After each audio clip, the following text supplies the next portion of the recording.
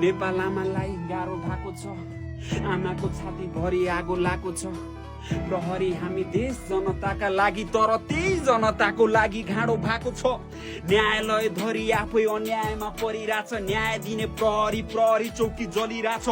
जसले जे गर्दा पनि यहाँ चलिरहेछ, दोषी मोजमा छ, निर्दोष यहाँ फसिरहेछ। गरी खान गाह्रो, सजिलो छ ठगी खान, धनी मानी ढली मली गरिब मरिरहेछ।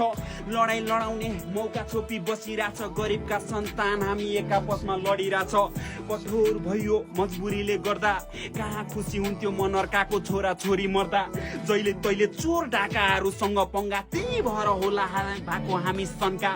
अपराधी लालचीहरूले साह्रै कष्ट दियो, नेतादेखि कर्मचारी सबै भ्रष्ट हो। यसको दोषी हामी सब नेपाली, हाम्रै कारणले शान्तिको देशमा शान्ति नष्ट भयो।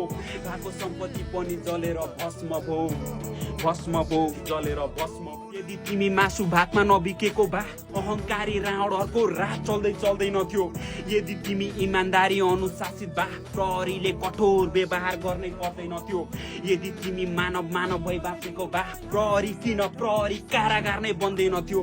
नेपाल आमालाई गाह्रो भएको छ, आमाको छाती भरि आगो लागेको छ।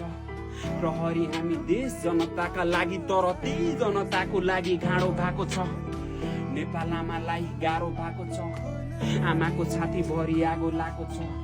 प्रहरी हामी देश जनताका लागि, तर त्यही जनताको लागि घाँडो भएको छ। तबसम्म तिमीले बेइमानी सरकार पाइरहनेछौ, जबसम्म तिमी खुद इमान्दार बन्दैनौ। तबसम्म तिमीले घुसखोरी प्रहरी पाइरहनेछौ, जबसम्म तिमी खुद अनुशासित बन्दैनौ।